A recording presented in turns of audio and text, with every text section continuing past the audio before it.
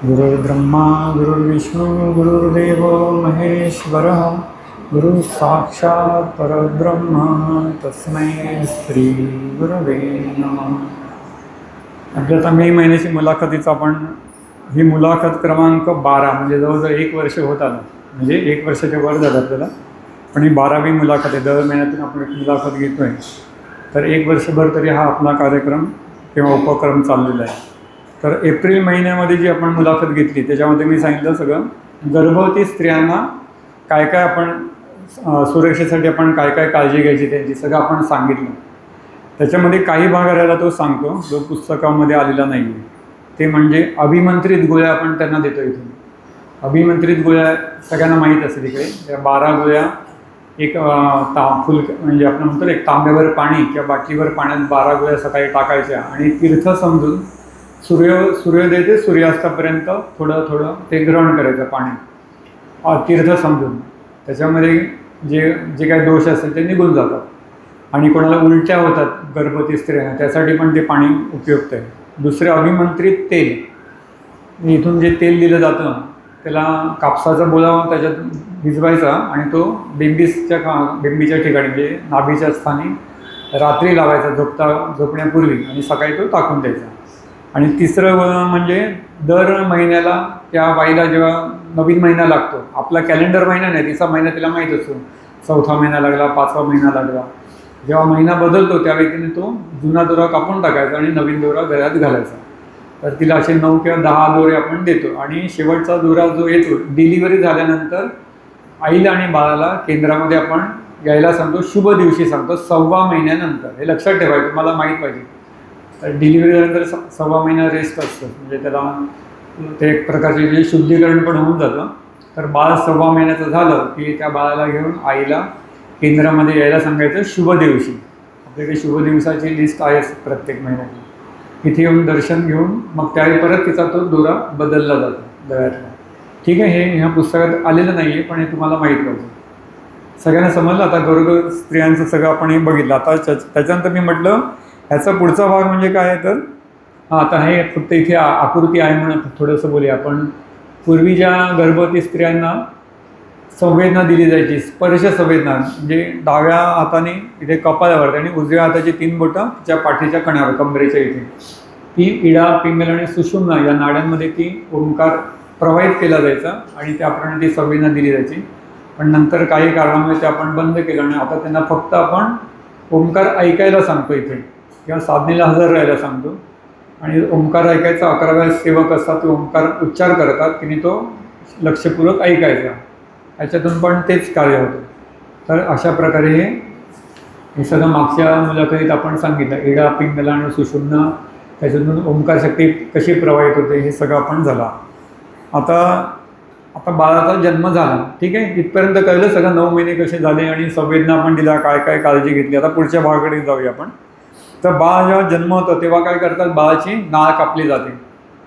नाळ कापल्याबरोबर काय होतं, त्याचा रक्तपुरवठा असतो त्या बाळाला होणार तो बंद पडतो आणि त्याचा जो हवेमध्ये येतो आईच्या गर्भातून तो बाहेर आलेला असतो। हवेच्या इथे पूर्ण हवेचा इथे दाब असतो आपल्यावरती। आईच्या पोटात कसं त्याला दाब काय सहन करावा लागत नाही, कारण सगळं आईचं शरीर ते काळजी घेतं। बाहेर स्वतंत्र म्हणून जन्म झाला त्याबरोबर तो हवेचा दाब पडतो आणि त्याच्यातून त्याला म्हणजे मेंदूला त्याचे सिग्नल जातात, ते आपल्या शरीरात तशी रचना आहे, सिग्नल जातात आणि त्यातून काय होतं, ते बाळाला सांगितलं जातं की तू श्वास घे, नाहीतर काय करतात ते बाळाला रडायला लावतात आणि ते बाळ श्वास घेतं आणि रडायला सुरुवात होते। आपण नंतर बाळ रडलं म्हणजे काय, त्याने श्वास घेतला आणि मग त्याचं स्वतंत्र या जगातलं त्याचं कार्य किंवा अस्तित्व सुरू होतं आणि त्या प्रकारे हे जे बाळ आहे त्याचं या जीवनामध्ये किंवा त्या जीवाचं आत्म्याचं कार्य सुरू झालं। आता हे सगळं सांगितलं तुम्हाला की त्याच्यामध्ये बाळ आपण आल्यानंतर काय सांगतो, मुलगा आहे मुलगी सांगतात, नंतर काय सांगतात वजन किती आहे बाळाचं। तर भारतामध्ये साधारण किती वजन पाहिजे लहान बाळाचं, नुकतंच जे जन्म घेतला त्याबरोबर किती पाहिजे वजन, किती किलो किंवा पाऊंड तुम्ही म्हणतो तसं, किती 2.5 ते 3 किलो, बरोबर ना? आणि बरोबर ना, 2.5 ते 3 किलो कधी 2.5 किलो हे दादाने सांगितलं आपल्या भारत देशासाठी बरोबर आहे। म्हणजे काय, जेव्हा दैहिक शक्ती आणि आत्मिक शक्ती जर बरोबर असेल तर 2.5 किलो बरोबर आहे। पण त्याच्यापेक्षा जास्त असेल तर काय झालं, त्याची दैहिक शक्ती जास्त वाढलेली. म्हणून जर आपल्या भारतामध्ये लहान नुकत्याच जन्मलेल्या न्यूबॉर्न बेबीचं वजन आयडियली आध्यात्मिकदृष्ट्या सुद्धा योग्य किती 2.5 किलो. 2.5 किलो वजन हे योग्य आहे. आणि इतर देशामध्ये जरा ते जास्त पकडलं तर 3 किलो 3.5 किलो, पण आपल्या देशासाठी 2.5 किलो हे बरोबर आहे. म्हणजे त्याची आत्मिक शक्ती पण तेवढी पाहिजे. त्याच्यानंतर बाळ जेव्हा मान धरायला लागतं ती एक त्याच्या जीवनातली एक महत्त्वाची अवस्था. आपण म्हणतो ना, आता बाळ मान पकडतंय मग त्याला आता सुरक्षित झालं म्हणजे काय, त्याची दैहिक आणि आत्मिक शक्ती ही दोन्ही काय झाली, बॅलन्स झाली, इक्वल झाली, तेव्हा ते मान पकडायला लागतं. म्हणून मान पकडणं हे एक दुसरं महत्त्वाचा टप्पा आहे बाळाच्या जीवनामध्ये. त्याच्यानंतर ते बाळ असतं त्याला 1 वर्षापर्यंत जबरदस्ती कपडे वगैरे काही घालायचे नाही. कारण तुम्ही जर त्याला अंगावर कपडे घालायचा प्रयत्न केला तर ते काय करतात, फेकून देतं. म्हणजे काय, त्याला जेवढं त्याच्या मनाला स्वातंत्र्यप्रमाणे राहू देतो. उगीच म्हणायचं नाही, अरे ते लोक आले बघतील, काय नाही. त्याला घरात तसं स्वच्छंदपणे 1 वर्षापर्यंत राहू द्यायचं. कारण त्या माध्यमातून काय होतं, त्याचं कर्माचं जे दोष असतात ते विसर्जन होत असतं. बघा, निसर्गाने केलेलं आहे मुद्दा. तर आपण त्याला लगेच कपडे वगैरे घालायचे, जबरदस्ती करायची नाही. ते 1 वर्षापर्यंत बाळाला संपूर्ण त्याचं जे मनाप्रमाणे राहू द्या, उघडं नागडं राहू द्यावं त्याला. नंतर पुढे हातामध्ये त्याच्या लाकडी रिंगण द्यावं. ते लाकडी रिंगण असतं ते बहुतेकांना माहीत असतं. आणि पायामध्ये पंचधातूचा वाळा, पंचधातू त्याचा एक वाळा मिळतो, तो बाळाच्या पायात घालतो. तो कशासाठी, वाळा कशाला घालतो बाळाच्या पायात, वाळा गाणी पण आहे, कशासाठी असतो तो वाळा, वाळा कशाला घालतो, आवाज करायला छुम हा काय करतं आपण सगळं आपलं बघा. आपला संपूर्ण विषय काय चालू मुलाखतीचा, कर्म है ना, कर्म विमोचन. म्हणजे त्यातले दोष असतात ते आपल्याला नाहीसे करायचे. हे निसर्गाने निर्माण केलेलं आहे कर्म विमोचन. त्याचा आपण काय करायचं, मदत करायची. मग तो वाळा जो काय करतो, त्याच्या शरीरातले जे दोष असतील कर्मातले ते कंडक्टर आहे ना, धातू काय करतो नेहमी, कंडक्ट करतं ते, आणि ते विसर्जन करतात निसर्गामध्ये बाहेर. त्याच्या शरीरातले जे दोष असतील कर्मातले ते त्या वाळ्यामधून काय होतात, विसर्जन होतात. म्हणून ते वाळा घालणं हे चांगलं आहे. काहीतरी सांगायचं नाही, हे काय जुनाट पद्धत वगैरे, याला काहीतरी अर्थ आहे. तर तो वाळा घालणं आवश्यक आहे पंचधातूचं. नंतर बाळ कधी रडतं, बरोबर ना, काय काय वेळा अचानक रडतं. आपल्याला वाटतं काय चावलं आहे का, काय नाही, पोट दुखतं आहे, सगळं केलं तरी काही नसतं. मग त्याला ते रडू द्यावं का, कारण त्याला गतजन्मातल्या काही आठवणी असतात, त्यातले जे काय असतात त्याच्यातून तो मुक्त होत असतो. तर त्याला जबरदस्ती गप्प बस करायचं नाही, त्याला रडू द्यावं.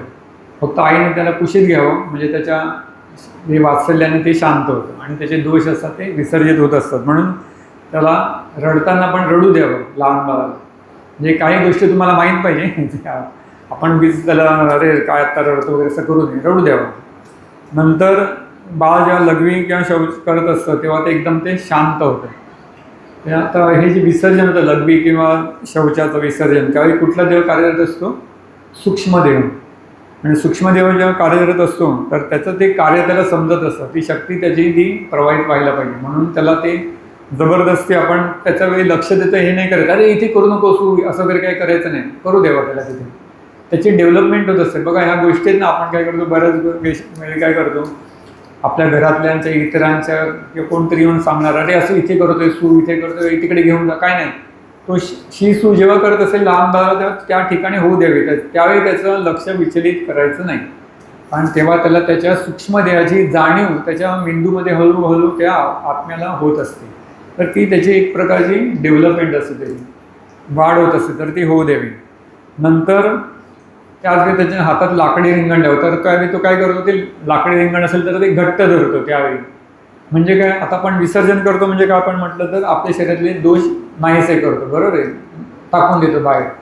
पण आता तुला एखाद्याला उदाहरण देऊया आता तुम्हाला. एखाद्या माणसाला जुलाब झाली, आपण काय म्हणू, एक जुलाब झाला तर काय म्हणणार, ठीक आहे तुझ्यातल्या शरीरात अन्नामध्ये काय दोष आला असेल तो निघून गेला. पण 5 जुलाब झाले तर काय होणार, ते काय तो बेशुद्ध पडेल ना, डिहायड्रेशन आहे. म्हणजे काय तर अति पण जुलाब चांगले नाही. म्हणजे काय तर तसंच जे आहे त्या बाळाचे जे सूक्ष्म जे कार्यरत असताना जे दोष विसर्जन होत असतात, तिथं अति जर विसर्जन व्हायला लागलं तर त्यातले चांगले जे कर्म आहेत ते पण विसर्जित व्हायला लागतात. म्हणून ते होऊ नये त्यासाठी कुठला देव कार्यरत असतो आपल्या देहात, अजून तिसरा देव कुठला आहे, कंट्रोल सगळ्यात कारण देव. तर कारण देव काय करतो, जे अनुकूल कर्म आहे ते विसर्जन होऊ देत नाही आणि ते रोखून धरतं. आणि हे जे कार्य आहे ते लाकडी रिंगण म्हटलं ना मग काही बाळाच्या आपण हातात देतो तो घट्ट धरतो. म्हणजे काय करतो, जसं आपण गाडीला ब्रेक लावतो ना, एखाद्या गाडी समजा जास्ती घसरायला लागली तर काय करतो आपण ब्रेक लावतो, तसं ते सूक्ष्म कारण जे आहे तो आतमधून त्या बाळाचा कार्यरत होतो आणि त्याचे जे अनुकूल कर्म आहे की विसर्जन होणार असेल त्या प्रतिकूल सोबत तर ते रोखून धरतो. कळलं? ह्या 3 गोष्टी, सूक्ष्मदेह, कारणदेह, या प्रकारे सगळे आपण त्याचं जे विज्ञान आहे त्याच्या मागचं आपल्याला माहीत पाहिजे. नंतर कधी ते एखादं बाळ असतं ते कोणाच्या आईच्या जवळ राहतं किंवा आई नसेल तर मग दुसऱ्या कोणाकडे तरी आपण ठेवतो. पण कधी एखाद्याकडे आपण द्यायला जातो तर येत नाही, अशा जबरदस्ती करायची नाही, राहा इथे राहा असं काही करायचं नाही. तर जिथे ज्या माणसाकडे जाईल त्याच्याकडेच त्याला द्यावं, जबरदस्ती देऊ नये. कारण का, याचं कारण काय असेल, आता समजा एक बाळ आणलं, आपण इथे सगळे बसलो तर अमोलकडे गेलं तर ते खुश होईल, यांच्याकडे गेलं तर खुश होईल, बेलेकरांकडे तर ते एकदम नाही मी नाही जाणार असं रडायला लागेल. आपण जबरदस्ती करायची नाही. ठीक आहे बाबा तू याच्याकडे जा त्यांच्याकडे जा, जिथे शांत होईल तिथे. का हे असं का? हां, व्हायब्रेशन, प्रत्येक जीव आहे ना त्याचं एक व्हायब्रेशन आहे, स्पंद आहे त्याचे, आणि आपले प्रत्येकाचे स्वतःचे स्पंद आहेत. तर जिथे मॅचिंग असेल, अनुकूल असेल तिथेच ते बाळ शांत होतं. म्हणून एखाद्या वेळेस जर बाळ एखाद्याकडे जाताना रडत असेल तर त्याला जबरदस्ती द्यायचं नाही, चल ओळख करून घे हे काकाय तिथले असं काही करायचं नाही. त्याच्या मनाने त्याला जिथे ते शांत होईल, त्याला आनंद वाटेल तिकडेच द्यावं, जबरदस्ती देऊ नये. नंतर आणि समजा तरी ते कोणाकडेच राहत नसेल तर मग शेवटी काय येतं, मग आईलाच बोलवावं लागतं. का? कारण तिचे स्पंद त्या बाळाला सगळ्यात अनुकूल असतात आणि जी वात्सल्य शक्ती आहे त्याच्यामध्ये ते बाळ शांत होतं. आता हे सगळं झाल्यानंतर आपण काय आलं, बाळाचा जन्म झाल्यानंतर आपण नामकरण करतो. दुसरं हे कशासाठी असेल नामकरण? कर्माचा भाग आहे की नाही त्याच्यात? आहे की नाही? नामकरण कशासाठी असतं? नामकरण काय करतो, म्हणजे आपण बारसं करतो ना, बाळाचं नाव ठेवतो. कशासाठी? आयडेंटिफिकेशनसाठी. दुसरा भाग काय त्याच्यामध्ये? नामकरण कशासाठी केलं जातं, त्याला एवढं विधीपूर्वक का केलं जातं त्याचं सांग. कितव्या दिवशी करतो आपण बारसं? हां, बारसं मुलाचं 12व्या दिवशी करतात आणि मुलीचं 13व्या दिवशी. 12 ते शब्दच आहे ना, 12 आहे ना, 12 म्हणजे 12वा, 12th डेज, म्हणजे मुलाचं 12वं असतं आणि मुलीचं 13व्या दिवशी करतात. त्यावेळी काही मुहूर्त वगैरे बघायची गरज नाही. मग ते अमावस्या असले तरी त्या दिवशी 12व्या दिवशी नामकरण केलं तरी चालेल, 12-13. पण एकदा ते 12वा किंवा 13वा दिवस गेला तर पुढे नामकरण करायचं असेल तर मात्र मग शुभ दिवस बघावा लागतो. मग तो 1.25 महिन्यानंतर, पूर्ण 1.25 महिना जाऊ द्यायचा आणि त्याच्यानंतर जो शुभ दिवस येईल त्या दिवशी मग ते नामकरण विधी करावं लागतं. हे नियम आहेत. म्हणून पटकन 12व्या-13व्या दिवशी केले तर उत्तम, नाहीतर मग 1.25 महिना झाल्यानंतर शुभ दिवस पकडायचा. मग इथे आपण त्यांना नामकरण सगळे ते लिहून देतो, कुठलं नाव ठेवायचं काय. याच्यामध्ये काही काळजी घ्यावी लागते. काय काळजी घ्यावी लागते? आपण म्हणतो ना एकदम नवीन नाव द्या वगैरे, असं नाही. नवीन नाव असलं तरी ठीक आहे, त्याचा अर्थपूर्ण पाहिजे नाव. त्याचा उच्चार केल्यानंतर त्याच्यातून काहीतरी अभिप्रेत झालं पाहिजे. तुमचं नाव काय आता?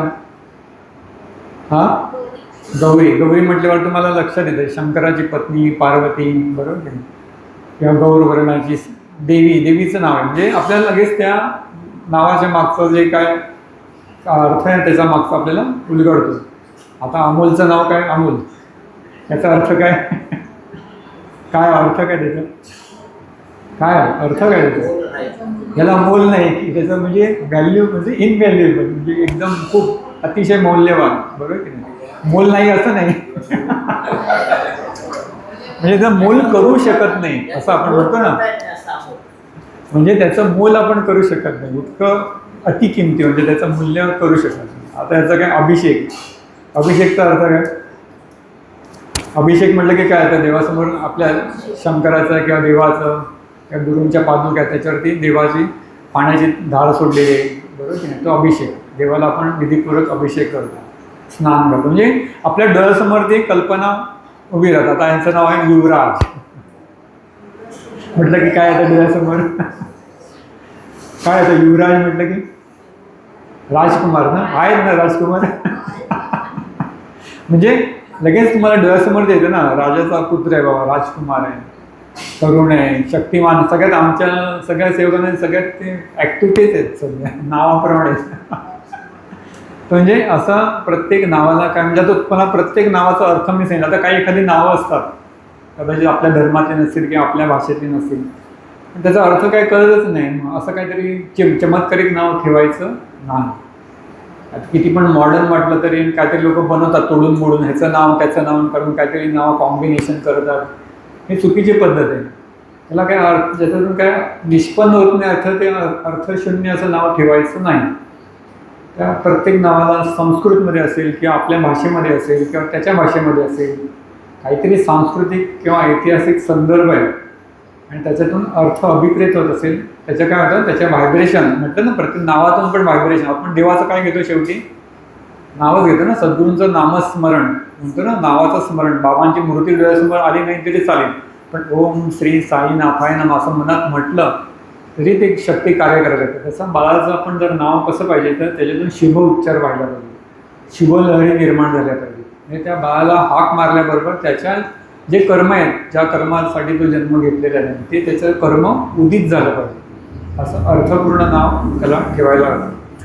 आणि दुसरं एक काळजी घ्यायची म्हणजे काय होतं, पूर्वीच्या काही फार चालायचं ते, आता कमी झालं. काय करतात, कोणतरी आजोबा गेले, काका गेले किंवा मोठा भाऊ गेला, काय करतात तेच नाव त्याला ठेवतात. दिवंगत व्यक्तीचं नाव कधीही ठेवायचं नाही.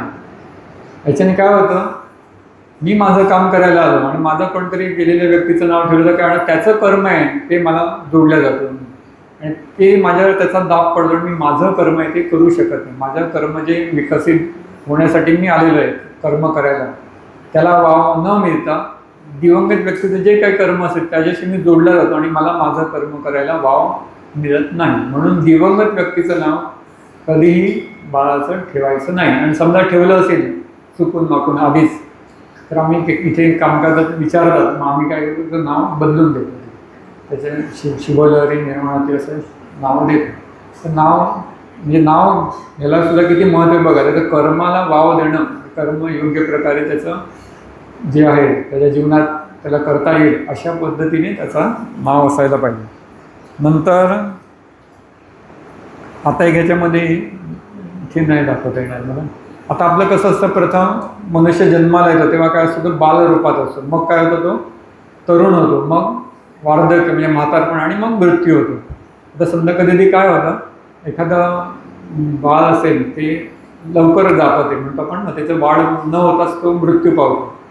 मग अशा वेळी काय होतं, तरुण वयातच तो मृत्यू पावला तर काय होणार, त्याची जी पुढची अवस्था राहिली कुठली, म्हातारपण अवस्था त्याची भोगायची राहिली. त्यामुळे जेव्हा ते जन्माला येतं तेव्हा ते लहानपणी कसं दिसतं, ते एकदम म्हाताऱ्यासारखं वागते. त्याला कशात आनंद नाही, एकदम म्हाताऱ्यासारखं ते राहणार, कोणात मिक्स होणार नाही म्हणतो ना. असं हे कोणाचं आहे, त्या आत्म्याचा जो पुढचा भाग राहिला होता, त्याची पुढची फेज राहिली होती कुठली, वृद्धपण, वार्धक्य, ती अवस्था त्याला न आल्यामुळे तो जेव्हा जन्म घेत होतो त्याचं ती अवस्थेतून तो पुढे जातो. त्याच्यामुळे प्रथम तो काय होतं, जन्म घेतलं बालपणी तो म्हाताऱ्यासारखा वागतो आणि तरुणपणी कसं होतं, नंतर लहान मुलासारखं होतं. कारण ती अवस्था म्हातारपणानंतर काय होतं, जन्मानंतर बाल अवस्था. तरुणपणी एकदम काय बघा, एकदम लहान मुलासारखे वागायला लागतात, त्याला जाणीव नाही काय नाही, बेबरं जातं. आणि मग जेव्हा म्हातारा होतो तेव्हा काय होतं, तो काय होईल, तरुण. तर ती चांगली गोष्ट नाही आहे. प्रत्येकाला त्या त्या अवस्थेत तसंच त्याने वागायला पाहिजे. मग लहानपणी लहान मुलासारखंच वागायला पाहिजे, तरुणपणी तरुणासारखंच राहायला पाहिजे आणि म्हातारपणी माणसाने म्हातारपणासारखंच राहायला पाहिजे. पण तसं जर तो मृत्यू अचानक झाला असेल त्याचा, ती पुढची अवस्था न भोगता, तर त्या आत्म्याला कधी या अवस्थेतून जावं लागतं. मग गुरूंकडे सेवेतून त्याला ते काय त्याचं कर्म राहिलेलं असेल शिल्लक, ते काय करतं, विमोचन केलं जातं सेवेतून आणि मग त्याला परत तो नॉर्मल वागायला. म्हणजे असं कोणतरी विचित्र वागत असेल तर आपण म्हणायचं नाही त्याच्या डोक्यावर परिणाम झाला, त्याच्या कुठल्या तरी तो अवस्थेतून चालला आहे, तर त्याचं जे कर्म शिल्लक आहे ते त्याला असं ते भाग पडतं. आता आपण मागच्या वेळी सांगितलं काय, आत्म्याचा प्रवेश केव्हा होतो, कोणी मुलाखती मागच्या वेळी ऐकलं त्यांना माहीत असेल, जेव्हा आईच्या पोटात ते बाळ असतं ना, आपण म्हणतो केव्हा प्रवेश होतो, कुठल्या काळामध्ये प्रवेश होतो, आत्म्यात त्या गर्भामध्ये केव्हा प्रवेश करतो. नाही मागच्या मुलाखतीत सांगितलेलं आहे. किती दीड, हां 6 वीक्स बरोबर, दीड महिना. तर 6 वीक्स जे आहे तेव्हा काय होतं, आत्म्याचा प्रवेश होतो. मागच्या मी सांगितलं ना असं, हां बरोबर 6 वीक्स सांगितलं बरोबर. तर 4 महिने म्हणजे पहिल्या महिन्यात, तर त्याच्यासाठी काय, त्याचं कारण काय सांगितलं मी, दुसरं एक त्याचं महत्त्व की एखाद्याला समजा अबॉर्शन करायचं असेल तर काय करायचं, त्याच्या आत करायचं, दीड महिन्याच्या आत. नंतर तसं आपल्याला मेडिकल याच्याप्रमाणे लिगली 3 महिन्यापर्यंत चालतं, परंतु आपण तिथपर्यंत थांबायचं नाही. तर मग ते काय होतं, मी सांगितलं सगळं ते कर्म असतं, ते त्या बाळाचं काय होतं, आत्मा आला म्हणजे काय होतं, त्याचं कर्म घेऊन येतो. बघा आत्मा नुसतं येत नाही, आत्मा जन्माला येतो म्हणजे त्याचा तो सोबत त्याचं कर्माचं गाठोडं घेऊन येतो, त्याचा कर्माचा वाटा घेऊन येतो, म्हणून तो आत्मा प्रवेश करतो. एकदा प्रवेश केला की त्याला जर तुम्ही गर्भपात करून पाडलं त्यानंतर, तर काय ते सगळं कर्म काय असतं तो आईवडिलांवर टाकून निघून जातं, आणि मग त्या आईवडिलांना त्या कुटुंबाला ते कर्म सोसावं लागतं. म्हणून समजा ॲबॉर्शन करायचं सांगितलं असेल डॉक्टरने किंवा काही पण, तर काय करायचं, लवकरात लवकर म्हणजे किती, before 6 weeks, up to 6 weeks म्हणजे दीड महिन्यापर्यंत. आणि तसं दादांनी पण सांगितलं आहे, समजा एखाद्या आईची इच्छा आहे पण वडिलांची इच्छा नाही आहे, किंवा वडिलांची इच्छा आहे पण आईची इच्छा नाही आहे, तर अशा वेळी ते बाळ जन्माला घालू नये. जर गर्भ राहिला तर त्याचा गर्भपात करावा, असं दादांनी स्पष्ट सांगितलं. इतकं कोण अध्यात्मात सांगत नाही, सगळे म्हणणारे हिंसा करतात. पण शक्यतो अशा वेळी काय करायचं, गर्भपात करायचा असेल तर तो दीड महिन्याच्या म्हणजे 6 वीक्स, बिफोर 6 वीक्स करायला. नाहीतर काय होणार, समजा तुम्ही म्हटलं नाही नाही नाही हत्या करायची नाही, तर काय होणार मग, समजा आईची इच्छा नाही किंवा दोघांची पण इच्छा नाही आणि ते बाळ जन्माला आलं, तर मग काय होणार, तुम्ही काय होणार मग, समजा आईची किंवा वडिलांची किंवा दोघांची पण इच्छा नाही तरी पण ते बाळ जन्म आपण दिला, तर काय होणार, धोका काय त्याच्यामध्ये.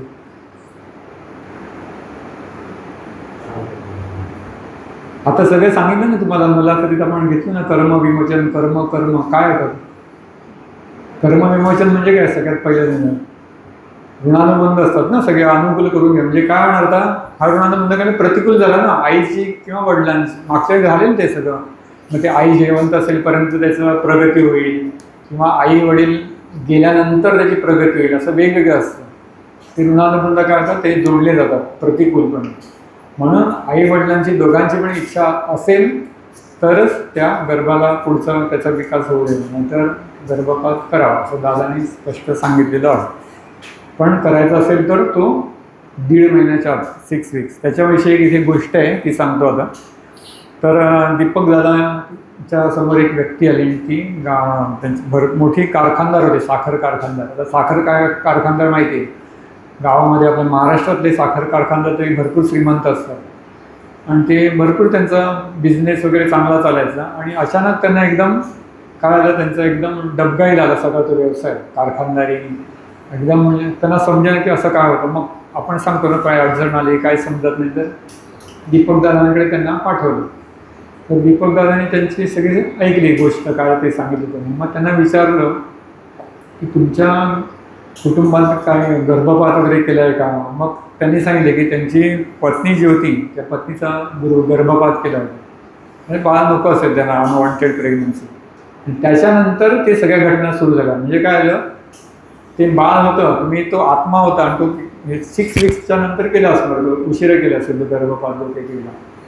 ते बाळ मी सांगितलं नाही, आपलं येताना तो आत्मा काय करतो, आपलं कर्माचं सगळं घेऊन येतो. आता तुम्ही त्याला आधीच टाकून दिलं तर काय करणार, तो तर घेतलेलं सगळं पुढे तिथेच टाकणार ना, तो सगळं आई वडिलांवर टाकून जातो. आणि मग ते कर्म कोणाला भोगावं लागतं, ते आई वडिलांना भोगावं लागतं. आणि मग त्या सगळ्या कुटुंबामध्ये त्याच्यामध्ये फक्त तो त्रास सुरू झाला. मग त्यांना दीपकदादांनी काही निराकरण सेवा दिली, त्याच्यातून त्यांचं कर्म विमोचन झालं, आणि परत त्यांना चांगले दिवस आले. म्हणजे अशा काही घटना इथपर्यंत तुमच्या कुटुंबापर्यंत जाऊ शकतात. आता इथपर्यंत आपण काय संपूर्ण बघितलं, बाळाचा जन्म बघितला, नंतर बाळाचं डेव्हलपमेंट सगळी बघितली, विकसित अवस्था. नंतर त्याला तुम्हाला जर नको असेल तर त्याला केव्हा पाडून टाका तेही सांगितलं. ह्या सगळ्या गोष्टीचा उहापोह केला. आता शेवटी समजा असं समजा की ते बाळ आता व्यवस्थित वाढलं, वार्धक्य अवस्थेपर्यंत गेलं, आणि ते आता त्याची अवस्था पुढची कुठली, मृत्यू. बरं, ते निधन पावलं, ते म्हणजे मोठा माणूस झाला आणि तो मृत्यू पावला. याच्यानंतर काय काय करायचं कर्म विमोचनासाठी, ह्याला काय म्हणतात, या सगळ्या क्रियाकर्माला काय म्हणतात, त्याला जी 12 आपण जातो ना सगळे निधन पालन, त्याला म्हणतात अंत्येष्टिविधी. अंत्येष्टी शब्द मागच्या वेळी मी सांगितलेला, अंत्य आणि इष्टी. अंत्य म्हणजे शेवटचा, बरोबर ना, फायनल अंत्य. इष्टी म्हणजे विधी, विधीपूर्वक करायचे सगळे जे कर्म आहेत त्याला इष्टी म्हणतात, किंवा यज्ञ किंवा होम, त्याला इष्टी शब्द आहे त्याचे. अंत्येष्टी म्हणजे ही व्यक्ती निधन पाल्यावरती शेवटचे, त्याच्या जीवनात शेवटचा संस्कार राहिला ना, तर बाकी सगळं झालेलं आहे. जन्मापासून नामकरणापासून सुरुवात झाली, आईच्या पोटात असल्यापासून संस्कार सुरू झाले, जन्म घातल्यावर नामकरण झालं, आणि मग इतर सगळं होत होत होत मृत्यूपर्यंत. आता शेवटचा जो संस्कार किंवा अंतिम त्याला म्हणतात अंत्येष्टिविधी. त्याच्यामध्ये काय काय केलं जातं, कोणी उपस्थित राहिले, आपल्या नात्यात वगैरे कोण किंवा परिचयात आपण जातो, शेवटच्या विधी काय काय करतात. मुख्य विधी सांगा, ते प्रत्येकाचे वेगवेगळे विधी असतात, जाऊ दे. मुख्य विधी काय करायचे असतात त्याच्यात, तोंडामध्ये तुळशीचं पान घालतात. हां, तुळशीचं पान कशासाठी, ते तोंडात तुळशीचं पान कशासाठी टाकतो आपण. आता बघा, आपला विषय ना कर्माचा आहे, त्यामुळे कर्माशी बोलून तुम्ही टाकलं की बरं उत्तर येईल. सांगा कशाला तुळशीचं पान टाकायचं. तुळस काय करते, आपण एखादा देवाला नैवेद्य दाखवता पण काय करतो आपण, तुळस ठेवतो का. हां बरोबर, त्या अन्नातले काही जे दोष असतील ते निघून जावे आणि ते शुद्ध व्हावं, तसंच आहे. तर तो आत्मा तर निघून गेलेला आहे, तर तो देहामध्ये त्याचे जे काही दोष असतील ते आत्म्यासोबत जाऊ नयेत. फक्त अनुकूल जे चांगले कर्म आहेत त्या आत्म्यासोबत निघून जावे, आणि जे प्रतिकूल असतील ते तिथेच राहावे, म्हणून ते तोंडामध्ये तुळशीपत्र ठेवलं जातं. हा एक भाग झाला. दुसरा, नंतर इथे काय करतात, बुक्का लावतात. काळा बुक्का असतो ना, विठ्ठलाचा असतो, तो काळा बुक्का कपाळाला लावतात. का बरं तो, आता हे मलाही माहीत नव्हतं, मी पण पहिल्यांदाच बघितलं. कपाळाला बुक्का का लावतात, आपल्याला वाटतं विठ्ठलाचा आशीर्वाद मिळावा, त्याच्यासाठी नाही येते. बुक्का कशासाठी येतो, तर तो आत्मा जो जातोय त्याला त्याचा गतजन्म दिसू नये, नाहीतर काय, तो त्याला परत सगळ्यांची आठवण येईल ना. बघा, तुम्हाला एखाद्याला लांब एखादा गेला आणि त्याला एकदम व्हिडिओ कॉल करा, तो एकदम काय इमोशनल होईल ना, भावना मिक्स होतो, आणि त्याला असं वाटेल मी इतक्या दूर आलो असेल, तर होऊ नये, त्याला तो आपला जन्म दिसू नये म्हणून तो इथे काळा बुक्का लावतात. तिथे हा बुक्का लावल्यानं त्याला जो आत्मा गेलेला आहे सोडून हा देह, त्याला गतजन्म दिसत नाही, म्हणजे तो काय त्याचा पुढच्या प्रवासाला जाऊ शकेल, त्यासाठी तो बुक्का लावलेला आहे. आणि शेवटचं करायला आता इथे लावलं, नंतर आपण तुळशीपत्र टाकलं, आणि अजून एक काय करतो आपण, तुळशीपत्रासारखं अजून पवित्र काय असतं, पूर्वीच्या काही सगळ्यांकडे असायचं गंगेचं पाणी असायचं ना, गंगोदर तांब्या भरलेलं असायचं. तर शेवटची व्यक्ती जेव्हा जाते तेव्हा तिच्या मुखामध्ये गंगोदक घालायचं असं त्यावेळेचा रिवाज होता तो. आताही असेल तर गंगोदक, आता गंगा कसे माहीत नाही पण आता अशुद्ध झाले, तर अशा वेळी काय करायचं, गंगोदक मुखात घालायचं. ते कशासाठी, तेच आहे ना, मला जे तुळशीचं पान कार्य करतं, पवित्र आहेत ना या तुळस गंगा, की त्याचे जे अनुकूल असतील कर्म त्याच्यासोबत निघून जावेत, आणि प्रतिकूल कर्म आहे सगळी ती ह्या देहातच राहावे. म्हणजे आपण देहाला पुढचं जे बूट माती दिली त्याचं की ते दोष नष्ट होऊन जातात त्याच्यासोबत फक्त चांगले कर्म जावे म्हणून ते गंगोदक मुखात घालायचं. आता गंगा नसेल तर काय, मी म्हटलं ना गंगा तर अशुद्ध आहे, आम्ही गेलो म्हणजे बघितलं गंगेचं पाणी असं, मग काय आम्ही गंगा आणली नाही. मग काय करायचं, इथे जेव्हा एका दादांची मुलाखत चालू होती आणि तेव्हा हा विषय निघाला होता, त्यावेळी असंच काहीतरी चर्चा झाली असेल की बाबा आता गंगोदक सगळ्यांकडे कुठे असतं, किंवा काय शाश्वती काय ना ते गंगोदक आहे की नाही, खराब झाले का चांगलं आहे. मग त्यावेळी साईनाथ महाराजांचा संचार दादांमध्ये झाला, आणि त्यांनी काय केलं, एक फुलपात्र घेतलं, पाणी भरलं, आणि तर्जनीद्वारे त्यांनी ते, आम्ही शनिवारच्या मुलाखतीत शनिवारी 7 दिवस आम्ही करतो असं, ही तर्जनी त्यात बुडवायची आणि त्याच्याने सद्गुरू नामस्मरण करायचं. ते करून ते काय करायचं, अभिमंत्रित करायचं, 21 वेळा नामस्मरण करायचं. ते झालं की ते काय झालं, गंगोदक तयार आहे ना. म्हणजे गंगोदक करायला गुरूंनी आपल्याला आताच्या काळात सोपा मार्ग दिलेला आहे. स्वतः साईनाथ महाराजांनी त्यावेळी संचार करून ते असं हे केलं. आता आपल्याकडे काही बाबांचा संचार होणार नाही, मग काय करायचं, नाव घ्यायचं. नाव घेतलं की देव काय असतो, जसं म्हणतात ना वासराला ओढलं की काय होतं, मागोमाग गाय येते, तसं देवाचं नाव घेतलं की मागोमाग देव आपोआप येतो, त्याला काही वेगळं बोलवा लागत नाही. तसं आपण सद्गुरूंचं नामस्मरण करत त्या तर्जनीने पाण्यामध्ये बुडवली आणि असं हलवत राहिलो तर काय होणार, ही गुरूंची शक्ती आहे, त्यामध्ये प्रवाहित होते आणि गुरुचं स्पर्श जिथे होते काय होतं ते गंगोदक झालं ते. आणि ते अशा वेळी जर कोणी व्यक्ती जर आपल्याला समजलं की शेवटच्या अवस्थेत आहे, वृद्ध व्यक्ती आणि तर ती चालली आहे, घरात आहे, तर पटकन ते गंगोदक बनवायचं घरच्या घरी. हे बाबाने सांगितलं साईनाथ महाराजांनी, याच्यापुढे असं गंगोदक आणू नका, असं बनवा आणि त्या दिवंगत किंवा त्या शेवटच्या अवस्थेत असलेल्या व्यक्तीच्या मुखात ते टाका. ते गंगोदकाचं कार्य करेल. आहे की नाही सोपं. आणि इतर काय पर्याय आहेत? आता आपल्याकडे बुक्का नाही आहे, तर मग काय करायचं? हो, मी सांगितलं ना मग अशी इथे आपण बुक्का लावतो, आता बुक्का कुठे शोधणार? मग काय करायचं? हां मग उदी आहे, बाबाने सगळं दिलेलं आहे आपल्याला आता काळाचं. उदी घ्यायची, त्याच्या कपाला उदी लावायची, बरोबर. आणि दुसरा काय पर्याय अजून? समजा तेवढं करायला पण वेळ नाही आहे, कुठे भांडं मिळत नाही आहे, पाणी पेला मिळत नाही, मग काय करायचं? गंगोदकाच्या वेळी उदीच मुखात घालायची, जिभेवरती उदी टाकायची. बघा लक्षात, उदी आणि आपल्याला हे दादांनी दिले, बाबांनी दिलेलं आत्ताच्या काळाला सगळ्यात सोपा मार्ग आहे. उदी एवढं कार्य करते की त्या दिवंगत शेवटच्या अवस्थेत असणाऱ्या त्या व्यक्तीचा प्रवास, जीवन प्रवाससुद्धा ते सुखकर करते, शेवटचा प्रवाससुद्धा. इतकं उदीचं महत्त्व आहे. म्हणून काय वापरेल, पण ते किती पाहिजे? खूप उदीने खूप कार्य होणार असं नाही आहे. चिमटीभर उदी कार्य करते. त्या जिभेवरती चिमटीभर उदी टाकायची, बुक्का नसेल तर कपाला उदी लावायची, आणि तुळशीपत्र असेल तर मुखात तुळशीपत्र ठेवायचं. एवढ्या छोट्या छोट्या गोष्टींनी सुद्धा त्या जो व्यक्ती दिवंगत होणारी व्यक्ती आत्मा आहे त्याचा पुढचा प्रवास त्याला सुखकर होतो. म्हणजे अंत्येष्टीचा हा एक भाग आहे सगळा. ठीक आहे. किंवा ते उदी पण टाकले नसेल तर काय, उदी पाण्यात टाकायची चिमटीभर आणि ते चमच्याने पाजायचं. ते गंगोदकाचा कार्य करतं. समजलं? म्हणजे ते कधी पाणी मागतं ना, पाणी मागताना साधं पाणी द्यायचं नाही, त्याच्यामध्ये थोडीशी उदी मिक्स करायची. गंगोदक ते चमच्याने त्या त्या शेवटच्या अवस्थेत असलेल्या व्यक्तीला पाजायचं. तरी त्याला काय होतं, प्राण म्हणतो सुखाने सुटतो. नाहीतर काय कायांचे फार तडफड होते. म्हणजे काय असतं, आत्म्याची इच्छा असते जायची, परंतु त्याची देहिक वासना असते, त्याला ते देहाला सोडत नाही. असा तो संघर्ष असतो. म्हणून ते काय होतं, आपण म्हणतो ना ते अशी जायचं की नाही जायचं की नाही, जसं तो आत्मा सोडत पण नाही त्या देहाला. आणि त्यासाठी मग अशा वेळी जर आपण ते कार्य केलं, उदी घेतली चिमटीवर, पाण्यात टाकली आणि त्याला पाजली किंवा उदी लावली, तर काय होईल, त्याचा प्राण सुखाने सुटतो. या गोष्टी तुम्हाला माहीत. हल्ली काय झालं, हॉस्पिटललाच पेशंटला ठेवतात. ते काय आता डॉक्टरांनी सांगतं की पेशंट गेला, आपल्या ताब्यातच देत नाही, बरोबर.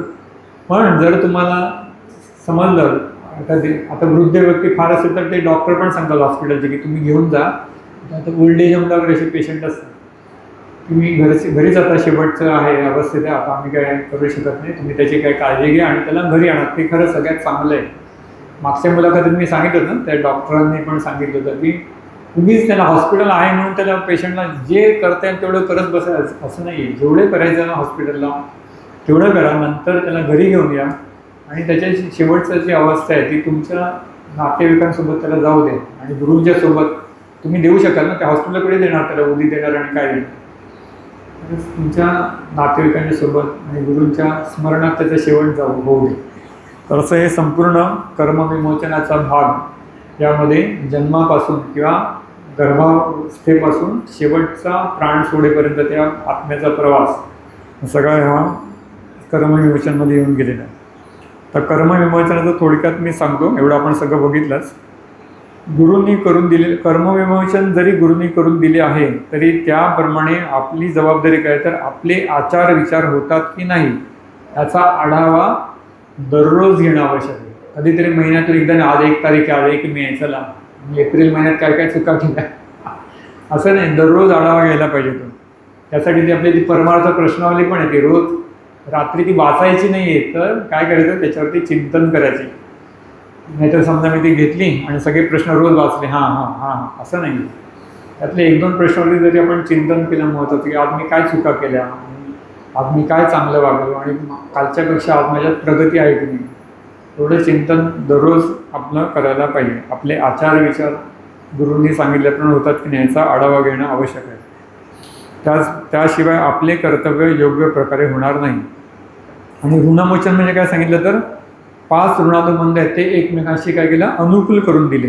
आणि त्याच्यातून आपण कर्तव्यपरत्वे आपलं जीवन व्यतीत करू शकतो. आणि प्रेमाने कुटुंबात राहणं आणि सलोख्याने राहणं हे ऋणमोचन झाल्याचं लक्षण आहे. समजा एखाद्याला पण म्हटलं की ऋणमोचन केलेलं आहे, म्हणजे घरात भांडतोय, सगळ्यांशी भांडतोय, वाटेल तसा बोलतोय, याचा अर्थ काय झाला आहे? असं जर गुरुंनी ऋणमोचन केलं नाही आहे का? तर मला एक समजा मी हा फळा आहे ते साफ करून दिला, मग तुम्ही येऊन तिथे काहीतरी रेगा काय तर ओढायला लागलात, काहीतरी चमत्कारिक चित्र काढली, तर याचा अर्थ असा होतो का की गुरुंनी साफ करून दिलं नाही? गुरुंनी तुमचं गतजन्म सगळं साफ करून दिले, तुमची मागची पाठी आहे ना पूर्ण साफ करून दिली. म्हणजे तुम्ही म्हणू शकत नाही की मागच्या जन्मातले असं आम्ही झालोय, आमचे कोणतरी पूर्वज होते ते असे वागले, त्यांचं कर्ज आम्हाला आहे म्हणून, असं नाही. गुरुंनी काय केलं, तुमचं सगळं कर्ज काढून टाकलेलं आहे. मी आता त्यांचं नाव घेऊ शकत नाही. लोक काय करत बसतात, बघा सगळे आता तुम्ही कुठल्या ज्योतिषाकडे जातो, सगळं सांगतो तुमचा पितृदोष आहे, तुमचा हा दोष आहे, तुमच्या घराण्यात दोष आहे, तिथून परत त्याचे सगळं ABCD सुरू करतो, सगळे ते काय ते विधी सुरू करतो. पण दादांनी काय केलं, तुम्हाला सगळ्यातून मुक्त केलं. मग आता तुम्ही तुमच्या घरात काहीतरी होत असेल, याचं कारण कोण आहे? जबाबदार आपण स्वतः आहोत. म्हणजे आपले आचार विचार आपण आता सुधारायला पाहिजे, त्याच्यातून आपण निर्माण करतो. म्हणून काय करायला पाहिजे, तर आपली जबाबदारी आहे की आपण आता आपले आचार विचार योग्य प्रकारे होतात की नाही ते बघायचं. गुरूंनी तुम्हाला सगळं मुक्त केलेलं आहे. इतकंच काय, तुम्हाला कर्मसुद्धा अनुकूल करून दिलेलं आहे, म्हणजे तो पण भाग सगळा करून दिलेला आहे. मग आपलं काय करायला पाहिजे, आपली जबाबदारी आता पुढे वाढते. आता कर्मविमोचन मी सांगितलं मागच्या वेळी की गेलेल्या व्यक्तीचं नाव ठेवणे, बरोबर ना? दिवंगत व्यक्तीचं नाव ठेवलं तर काय होतं, त्या गेलेल्या व्यक्तीचं कर्म तुमच्या आत्म्याशी जोडलं जातं, ते नवीन जे होतं, आणि त्यामुळे त्याला त्याच्या कर्माला वाव मिळत नाही. म्हणून काय करायचं, आपलं ते केंद्रात येऊन आपण त्याचं कामकाज करून नाव बदलून घ्यायचं. दुसरं, कर्मविमोचन हा विधी जरी असं सांगितलं तुम्हाला की सगळे तुम्हाला ऋणानुबंध अनुकूल करून दिले वगैरे, तरी तो इतका सोपा नाही आहे. त्याच्यात एक गोष्ट आली ती सांगतो मी. एक पुण्यामध्ये एक दत्तभक्त होते आणि गुरु होते ते दीक्षा वगैरे द्यायचे त्यांच्या शिष्यांना. तर त्यांचा एक शिष्य होता, त्याला मूलव्याधीचा भयंकर त्रास सुरू झाला. सगळे डॉक्टरांचे उपचार केले, तो आजार काही जाईना. आपण म्हणतो ना, जेव्हा डॉक्टरांचे उपाय थकतात, याचा अर्थ काय, आपल्या कर्मात काहीतरी दोष असा असतो की तो असाध्य होतो तो आजार. आणि मग शेवटी त्यांना त्या शिष्याला परत आपल्या गुरुंकडे आले, म्हणे की मला काही करा, मला हे सहन होत नाही. तर ते गुरूंना पण दया आली आपल्या शिष्याची, आणि त्यांनी काय केलं असेल, ठीक आहे म्हणे तुझा आजार हा बरा होईल, आणि तो त्या आजारातून मुक्त झाला.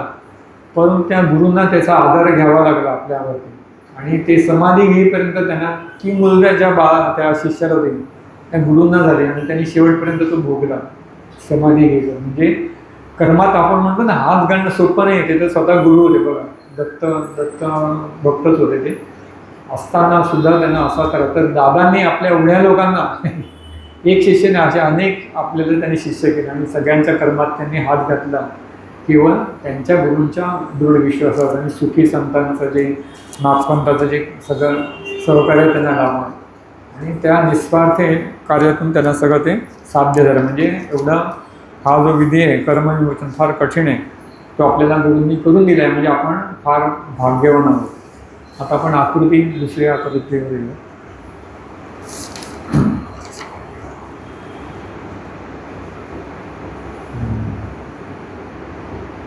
अजून बघतो मी देही काय आत्मिक. आता ही आपली अविकसित अवस्था आहे. याच्यामध्ये काय दिसतंय, पहिला जे दिसतं ना, 1 नंबर दिले वरती देहिक वलय, बरोबर, ते सगळ्यात देहाच्या जवळ आहे आपल्या.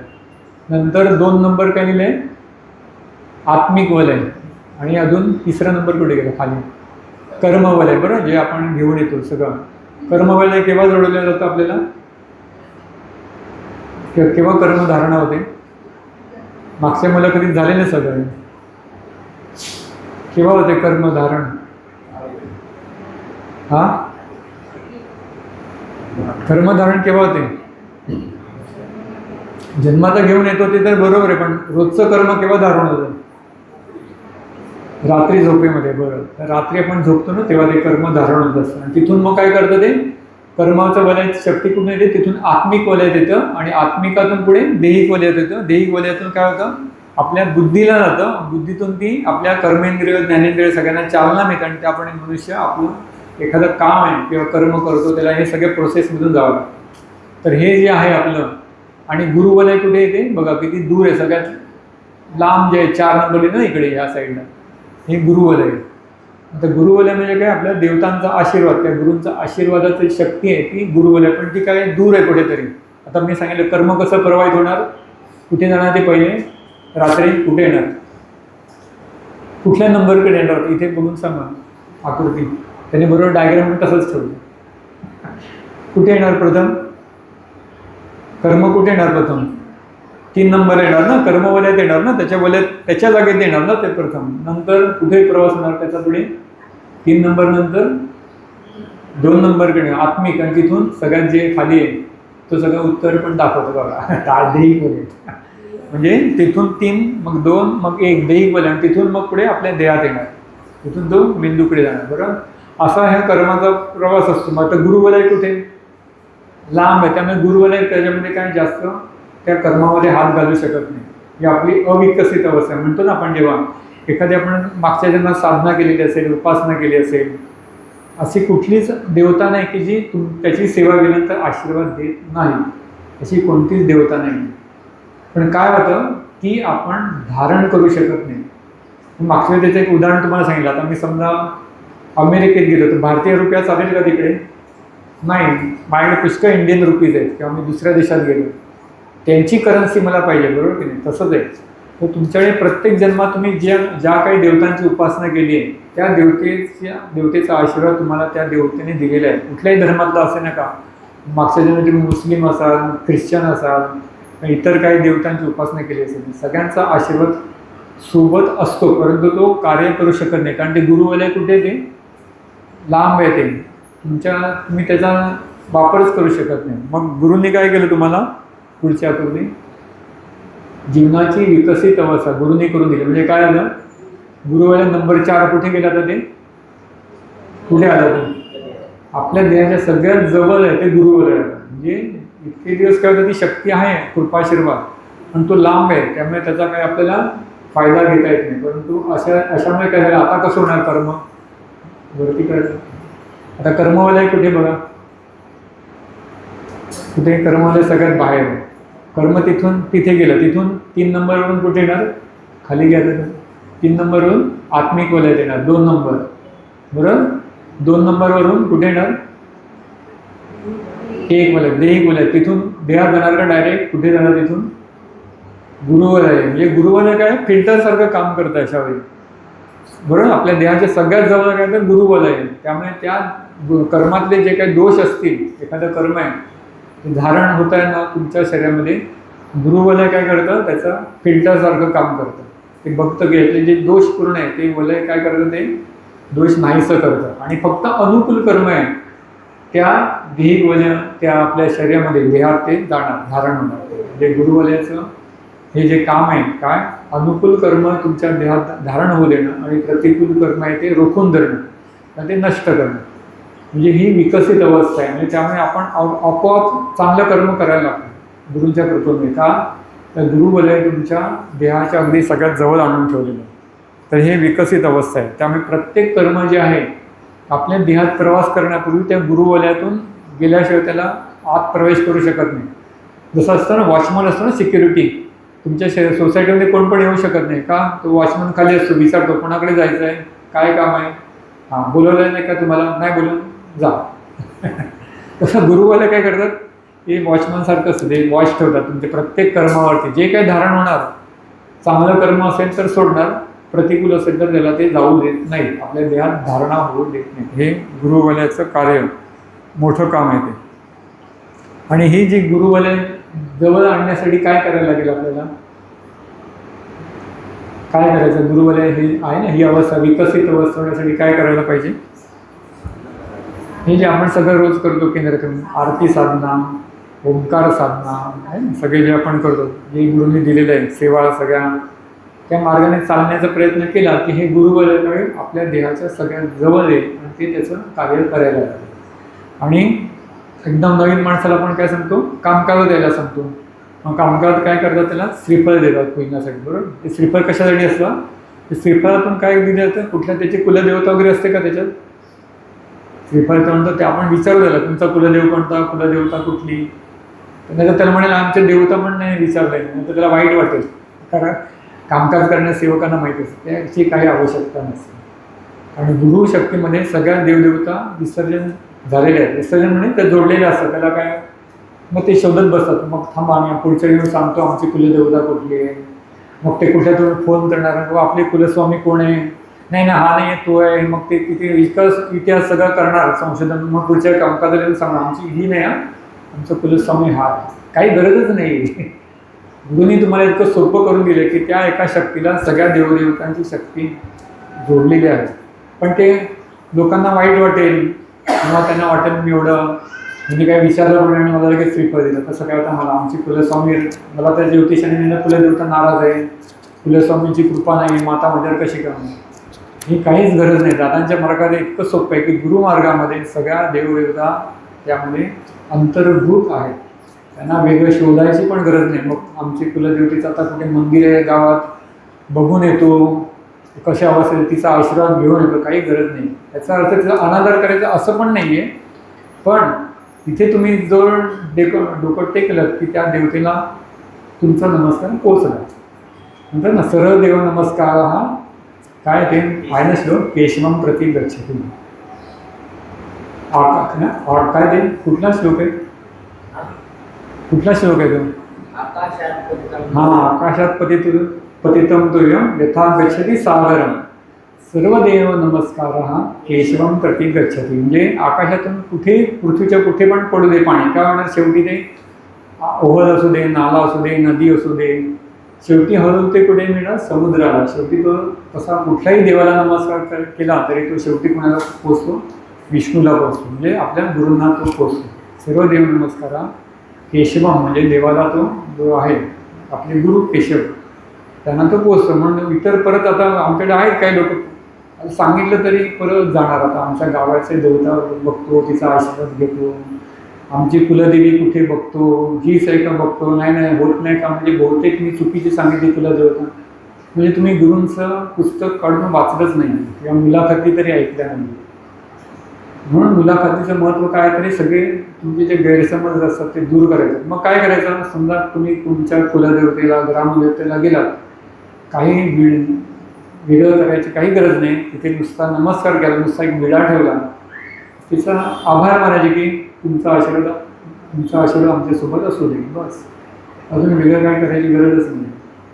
तर हे महत्त्वाचा भाग आहे, ते लक्षात ठेवलं पाहिजे. नाहीतर काय होणार, तुम्ही तिथे काहीतरी विधी केले, विधी करतो म्हणजे काय करतो आपण, कुठलं तरी कर्म परत तयार करतो आणि त्याचं काय होणार, नवीन तुम्ही काहीतरी केलं त्याचं कर्म काहीतरी घेऊन येणार. मग परत ते काय येते गुरुनान परत त्याचे निराकरण द्यावं लागतं.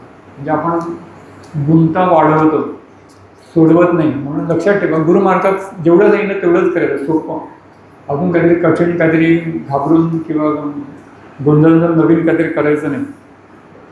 ठीक आहे, एवढं समजलं. तर त्याच्यात श्रीफळ जे प्रसाद म्हणून दिलं जातं त्याच्यातून काय केलं जातं, गुरूंचं कृपाशीर्वादाचं बल आहे त्याच्यामध्ये धारण करून दिलेलं असतं. ते ठेवतात नाही, ते गुरूंचं स्मरण करून तिथे पूजन केलं जातं. ते सेवक हात ठेवतात, गुरूंना प्रार्थना करतात, अभिमंत्रित करतात. त्याच्यातून काय करतात सेवक कामकाजाचे ते धुपवतात आणि देतात. म्हणजे ते गुरुबल आहे तुमचं, ते त्यांनी दिलं. आणि जेव्हा तुम्ही त्याची पूजा करता तेव्हा काय होतं, ती शक्ती येते तुमच्यामध्ये, त्या कुटुंबात किंवा त्या घराण्यात ती पुन्हा धारण होते प्रत्येक कुटुंबामधल्या व्यक्तीकडे. आणि त्याच्यातून तुमच्या जीवनाची पोकळी निर्माण झाली. मी सांगितलं ना, प्रत्येक जीव जेव्हा जन्म घेतो तो त्याच्या कर्मातला एक वाटा, तुम्ही जे काय धर्म, जात, तुमचं आर्थिक परिस्थिती आहे, बरोबर, ह्या सगळ्यासाठी काही त्याचा एक वाटा वापरला जातो. त्याच्यातून तुमच्या जन्माचा प्रत्येक आत्म्याला काय होतं, एक पोकळी निर्माण होती त्या कर्मामधून. ती पोकळी आहे त्या श्रीफळाच्या पूजनातून ती पोकळी भरली जाते गुरूंच्या कृपाशीर्वादाने. तर श्रीफळ पूजनाचं हे महत्त्व कामकाजाचं तुम्हाला थोडक्यात सांगितलं. नंतर विमोचन साधन हे मी मगाशी सांगितलं किती कठीण आहे. ज्या एका गुरूंनी आपल्या शिष्याचं स्वतः त्यांना भोगावं लागलं आणि ह्या विमोचन साधनेसाठी दादांना पुष्कळ कष्ट सहन करावे लागले. कारण नुसतं इहलोक नाही तर परलोक आणि इहलोक दोघांचा विचार करत ते संपूर्ण कार्य त्यांना करावं लागतं. आणि याच्यातून एक या संदर्भात एक गोष्ट आलेली आहे ती मी सांगतो. पुण्यातल्या एक बाई होत्या, त्या देवीचे भक्त होत्या आणि त्या पण अशा कामकाज म्हणजे अडचणीसाठी लोक त्यांच्याकडे यायचे, त्यांच्या देवीचा संचार व्हायचा आणि मग त्यांना त्या बाई मार्गदर्शन करायच्या आणि त्याप्रमाणे त्यांचं पुष्कळ लोकांचे प्रश्न सुटायचे. हे चांगलं कार्य करत होते. तर त्यांच्याकडे एकदा अशी गोष्ट झाली की एक कुटुंब त्यांच्याकडे आलं आणि त्या कुटुंबात असा दोष होता की त्यांच्याकडे जे काय बाळ जन्म घेईल 5व्या दिवशी जन्मल्यानंतर 5व्या दिवशी त्याला ताप चढायचा आणि 7व्या दिवशी मृत्यू पावला. म्हणजे एका आठवड्याच्या वर ते जीव टिकायचा नाही. मग त्यांनी ती थोडी माहिती काढली तर असं कळलं की त्या घराण्यामध्ये पूर्वी सावकारी होती आणि त्यांनी काय केलं, ते सावकारी चालू असताना एका गरीब कुटुंबाला भयंकर छळलं.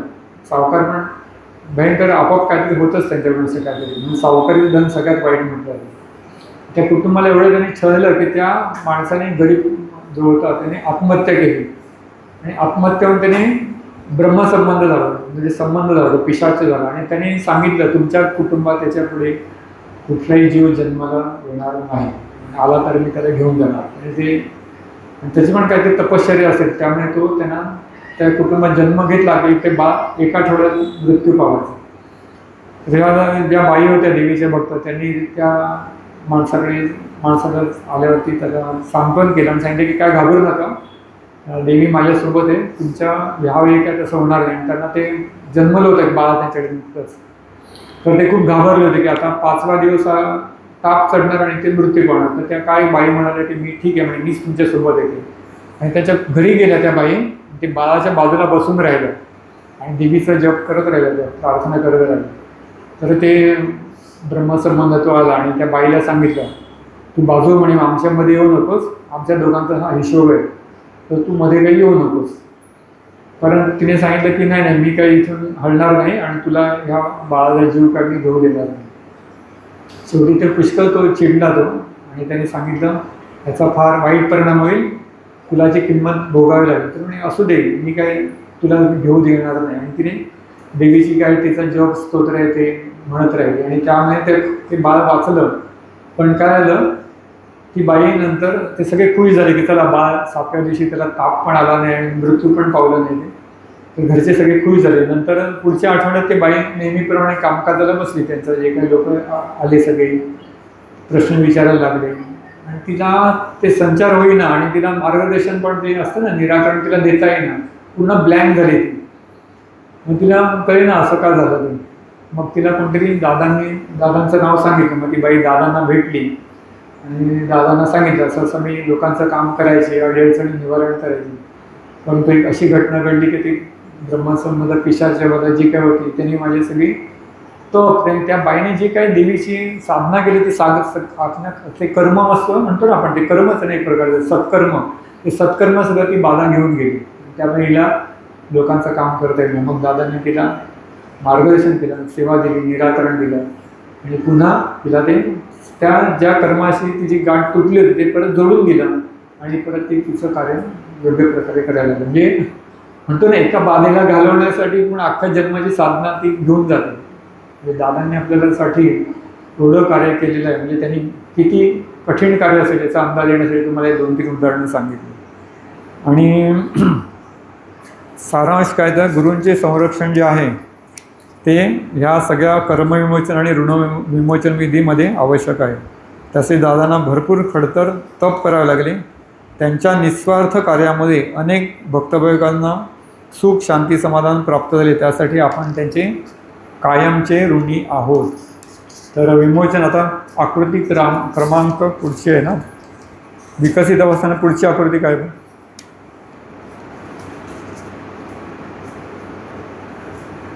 विमोचन केलं म्हणजे काय झालं आपण आता डायग्राममधून बघूया काय आपण थोडा आता अजून पूर्ण करूया. आजचा हा दिवसात होऊन जाईल थोडंसं द्या हा पूर्ण करूया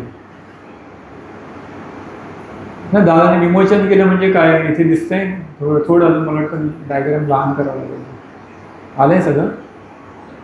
गह्य जन्म, 5 ऋणानुबंध वर्तमान काळ आणि खाली गतजन्म, 2 ऋणानुबंध भूतकाळ. आलंय सगळं. ही आकृती पूर्ण आली.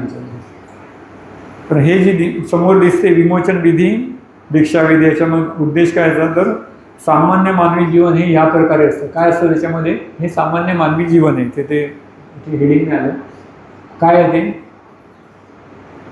विमोचन विधीचा मूळ उद्देश. हां, तर हे सामान्य जीवन आहे. हां, बरोबर, हरकत नाही, वरती घे. तर आपण जेव्हा गुरूंकडे येण्यापूर्वी आपली अवस्था अशी होती, काय आहे, 5 ऋणानुबंध. हां, आणि गतजन्मातले 2 ऋणानुबंध. कुठले? आत्म्याला कुठले 2 ऋणानुबंध मुख्य आहेत? कुठले असतात 2 मुख्य ऋणानुबंध? ज्या जर मी म्हटलं ना, तो अबॉर्शन झाल्यावरती पण तो 2 सोडून जातो ऋणानुबंध. कुठले ते? जन्मकर्म आणि जन्मजन्मांतर. आत्म्याला नेहमी मुख्य 2 ऋणानुबंध आहेत. बाकी सगळे ते म्हणतात ना, ते ॲडिशनल, ते अनावश्यक आहे. ते मुख्य 2, जन्मकर्म आणि जन्मजन्मांतर. हे गतजन्माचे 2 ऋणानुबंध आहेत. तो भूतकाळ आपण सोबत घेऊन आलेला असतो गतजन्मातला, आणि ते सगळे आपल्या जीवनावरती हे 7 ऋणानुबंध, ह्या जन्मातले 5 आणि मागच्या जन्मातले 2, हे आपल्यावरती हे असं प्रभाव टाकत असतात. त्यातून आपलं जीवन घडत असतं. आणि आपल्याकडे शिवाय अजून काय असतात? हे 5 ऋणानुबंध आणि 5 काय आहेत आपले कोश आहेत ना आपले. जन्म, अन्नमय, प्राणमय, मनोमय, विज्ञानमय आणि आनंदमय, असे 5 कोश. हे 5 कोश, 5 ऋणानुबंध आणि नाही ह्याच्यात आहे. हां बरोबर, असे दिसतात हे आनंदमय, विज्ञान, खाली अजून बरं का. हां, तर असे हे 5 कोश आणि 5 ऋणानुबंध आणि गतजन्मातले 2, 7 ऋणानुबंध आणि हे 5 कोश, हे सगळे आपल्या जीवनावरती प्रभाव टाकत असतात. त्यातला मुख्य आपल्या कोशातला मुख्य कोणता प्रभावी करत असतो आपल्या? आपण गुरूंकडे येण्यापूर्वी कुठला कोश प्रभावी असतो सगळ्यात सामान्य माणसाचा? अन्नमय कोश, बरोबर आहे. अन्नमय कोश आहे तो आपला प्रधान असतो. त्याच्यामध्ये सगळे त्याचे दोष असतात ते आपल्या जीवनात होत असतात, आणि त्याच्यातून आपल्या जीवनात आनंद काय निर्माण होत नसतात. मग गुरु काय करतात? हे जे सगळे, हा जो दुसरा नंबर दिसतोय मनोमय कोश. आता हा इथे काय आहे, मनोमय कोश म्हणजे काय, ते गतजन्मातला येतो. म्हणजे ह्या जन्मातले 5 कोश आहेतच, आणि गतजन्मातला मनोमय कोश जो आहे त्याच्यामध्ये काय सांगितलंस, मागच्या जन्मातल्या इच्छा वासना असतील शिल्लक करायला, त्या इथे राहतात मनोमय कोशात, आणि तो पण इथे दाखवलेला आहे. म्हणून गतजन्मातला मनोमय कोश आणि या देहातले 5 कोशातला मुख्य कुठला? अन्नमय कोश. हे सगळे आपल्या देहावरती प्रभाव टाकतात. मग गुरु काय करतात? अजून पुढची आकृती. हां, ते हेडिंग काय बघ, विमोचन व दीक्षांत विधीपरत्वे कोशांची स्थिती, हे जीवनाचे सार्थक किंवा हीच नारायण अवस्था. काय अजून घ्या. हां, काय केलं त्यांनी? आनंदमय कोश प्रधान आहे. आपल्या देहातले जे 5 कोश आहेत त्यातला कोणाला प्रदान केलं? आनंदमय कोशाला. अन्नमय कोशातून कोणाला प्रदान केलं? अन्नमय कोशाला गौण केलं आणि आनंदमय कोशाला प्रदान केलं. आणि गतजन्मातला पण जो मनोमय कोश होता त्याला काय केलं? गतजन्मातल्या आनंदमय कोशात विसर्जन केलं. त्याला त्याच्यात एकत्र केलं. म्हणजे दोन्हीकडे काय केलं? आता गतजन्म आहे ना, खाली त्रिकोण आहे ना, तो त्रिकोण सांगायचं राहील तुम्हाला.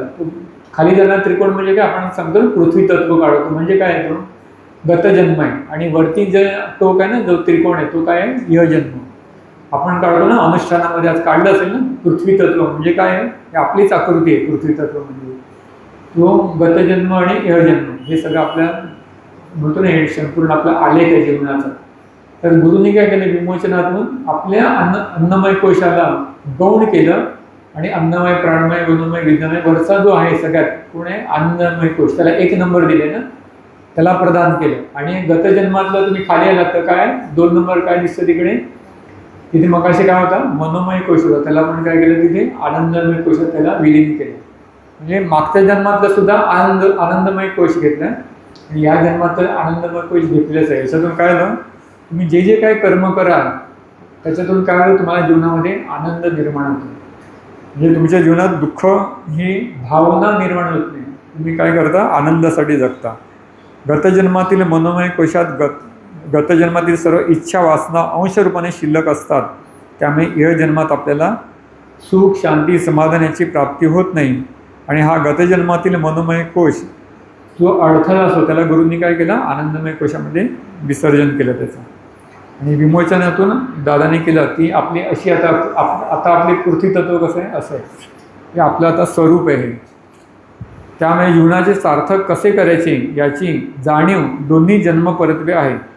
त्यामुळे प्रपंच आणि परमार्थ यांची सांगड घालून समतोल होतो, आणि आनंदमय कोशात इतर कोश विलीन झाल्याने जगातील प्रत्येक विषयातील आनंद दिसू लागतो व त्याचा लाभ घेता येतो. ह्यालाच म्हटले नारायण अवस्था. नारायण अवस्था म्हणजे काय, सिद्धी येतात का?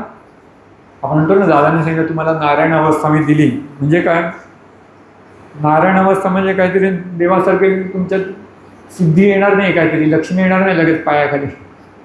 तुमची जगाकडे पाहण्याचा जो दृष्टिकोन आहे तो कसा केला, नारायणासारखा केला. जी अवस्था तुमची केली म्हणजे काय केलं, जगातील प्रत्येक विषयातील आनंद दिसायला लागतो.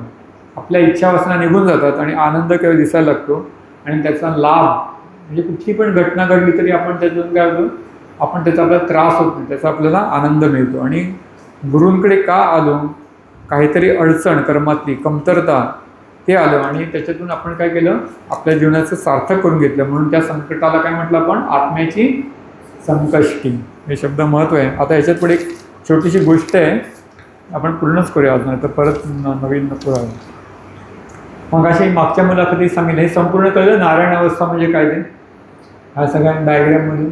हे पृथ्वी तत्व म्हणजे कळलं, गतजन्म इहजन्म 5 कोश आनंदमय कोशाला प्रदान केलं गुरूंनी. आणि गतजन्मातला सुद्धा मनोमय कोश आहे, त्याला आनंदमय कोशामध्ये त्याचं विलीन केलं त्याला आणि तो पण प्रदान केला. त्यामुळे जीवनात प्रत्येक गोष्टीमध्ये तुम्हाला काय होतं, कर्मामध्ये तुम्हाला आनंद दिसायला लागतो. आपला दृष्टिकोन आहे, आपण जर दुःख बघितलं तर प्रत्येक वेळेला आपल्याला दुःख दिसायला लागतं. आणि जर आपण जर गुरूंच्या दृष्टीने बघितलं, म्हणतो ना, गुरूंनी आपले नेत्र उघडले, म्हणतो ना, ज्ञानचक्षु उघडला. म्हणजे काय केलं, शंकरासारखं तिसरा डोळा आला की आपल्याला, गुरूंनी ज्ञानचक्षु उघडला. म्हणजे काय केलं, तर आपला जो हिडन तिसरा डोळा म्हणजे काय, आपली जी झाकलेली दृष्टी आहे बघण्याची जगाकडे, ही काय केलं त्यांनी, गुरूंनी आपली ती दृष्टी उघडली.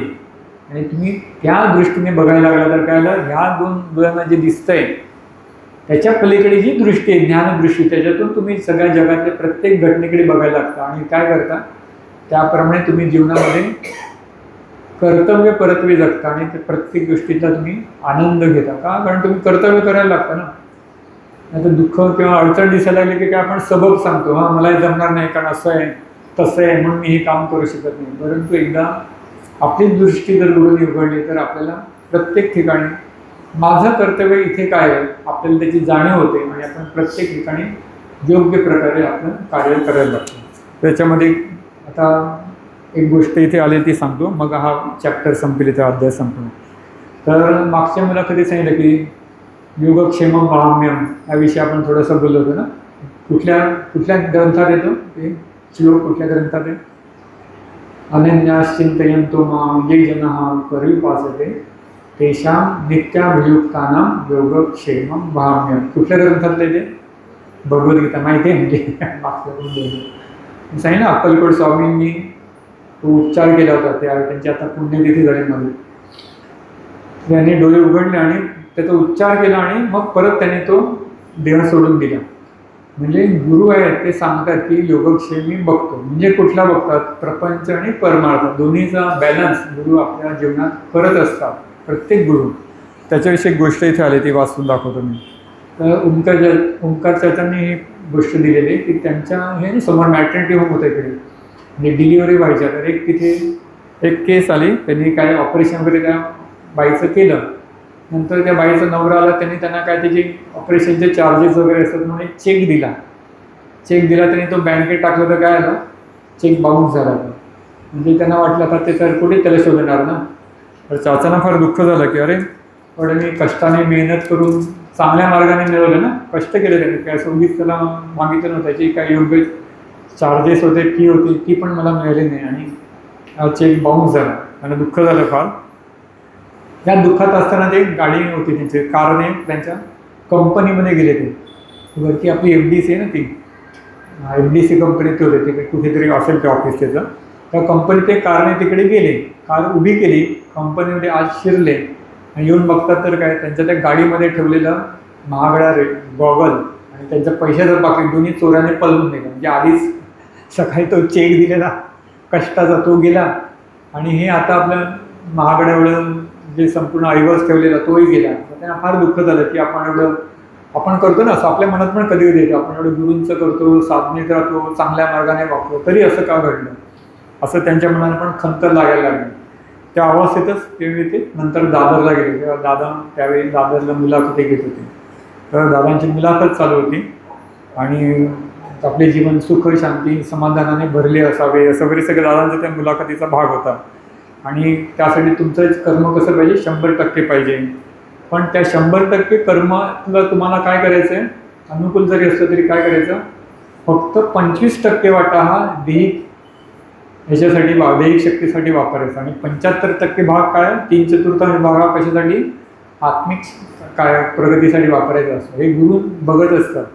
म्हणून म्हटलं योगक्षेम ब्राह्मण म्हणजे म्हटलं की बरोबर आहे, प्रपंच आणि परमार्थ गुरु दोन्ही सांभाळतात, परंतु त्याला प्रधान काय करायचं, प्रपंच 25%, जे दैहिक शक्ती, प्रपंच म्हणजे एकमेकांशी असं नाही, तुमचं पण देहातल्या इच्छा वासना किती ठेवायचं, फक्त 25%.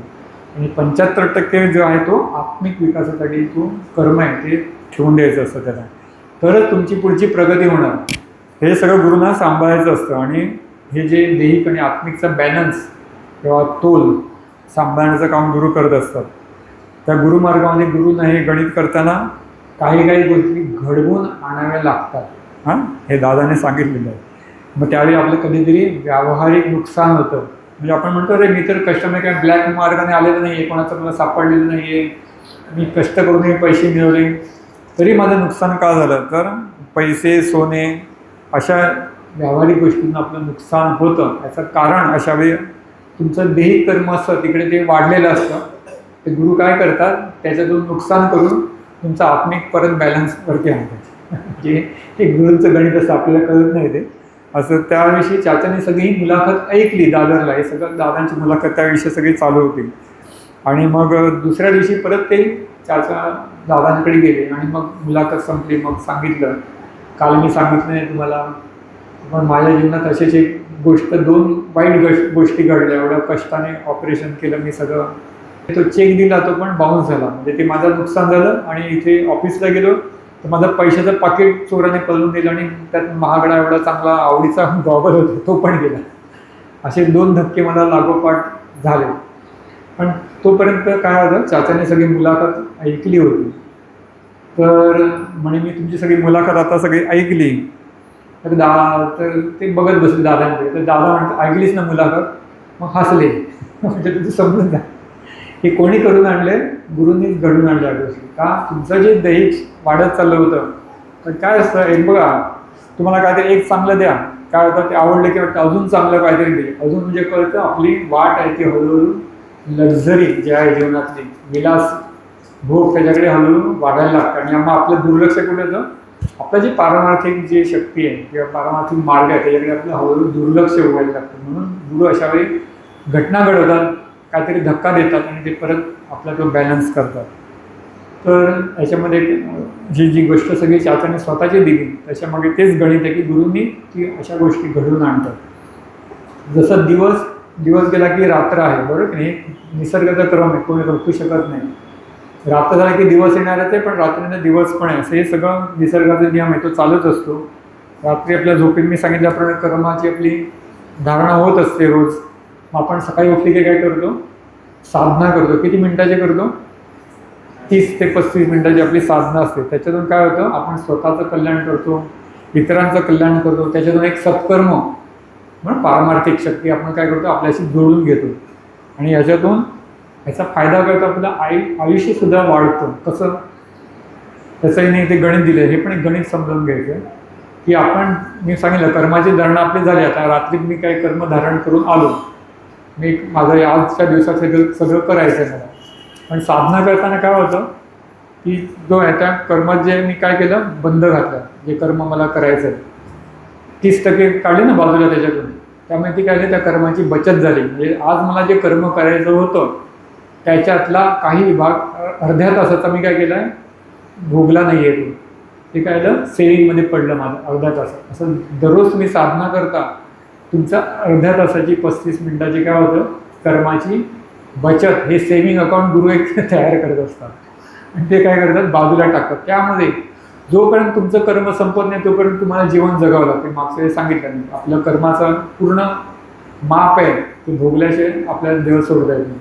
मग ते सोडण्यासाठी तुम्हाला काय ते शिल्लक राहिलेलं ना, ते भोगायच्यासाठी ते तुमचे काय करतं, आयुष्य वाढतं. तेवढं तुम्हाला जीवन पुढचे दिवस मिळतात. म्हणून तुमचं दीर्घायुष्य होण्यासाठी आपल्याला साधना करणं आवश्यक आहे. बघा, हे पण एक भाग आहे. साधना इतर आपण म्हणतो स्वतःच्या कल्याणासाठी, इतरांच्या कल्याणासाठी. परंतु आपलं आयुष्य जर वाढवायचं असेल स्वतःचं, तर साधना केली तर फायदा आहे. म्हणून साधना नियमित का करायची हा त्याचा एक भाग आहे. अजून एक सांगायचं आहे इथली गोष्ट. आपण जे म्हणतो साधना करतो, त्या साधना कोण करतो? ओंकार साधना जी आपण नियमित करतो, कोण करतो?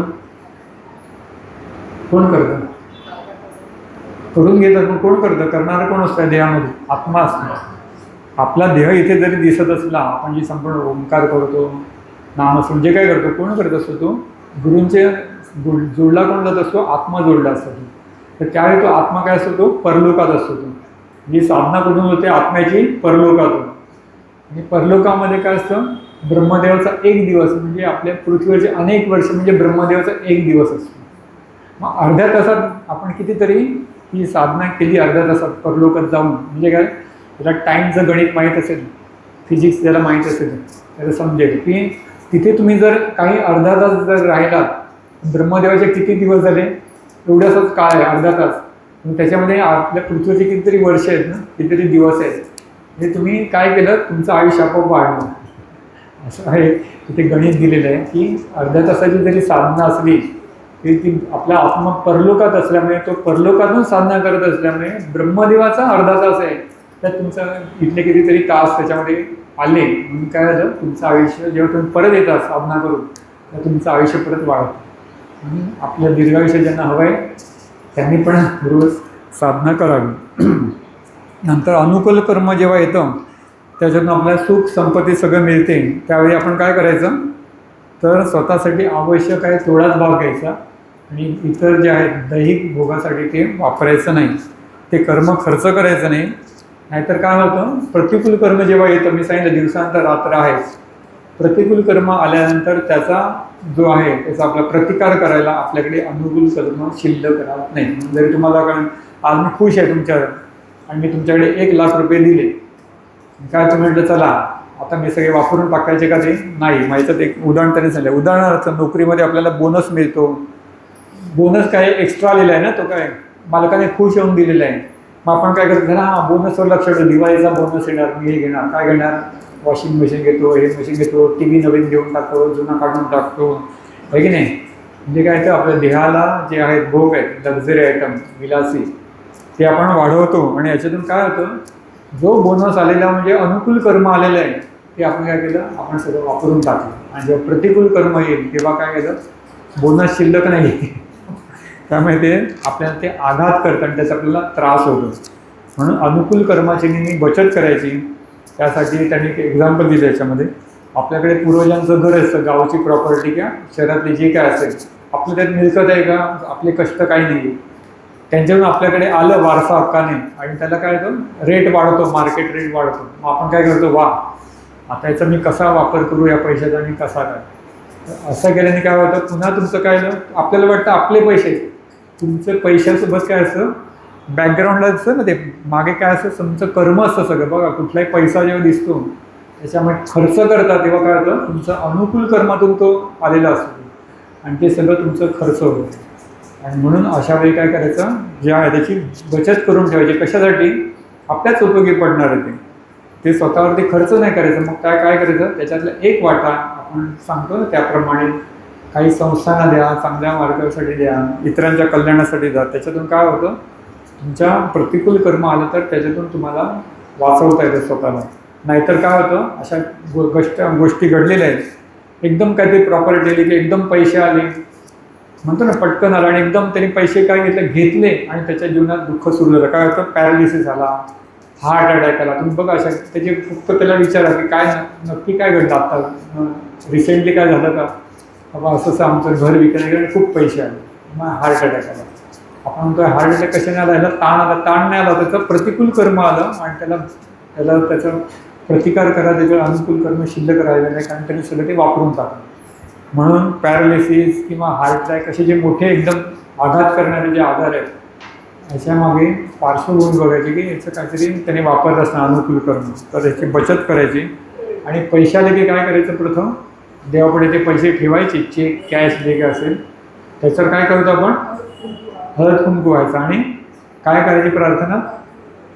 हा प्रार्थना काय करायची सांगा, काय प्रार्थना म्हणता तुम्ही.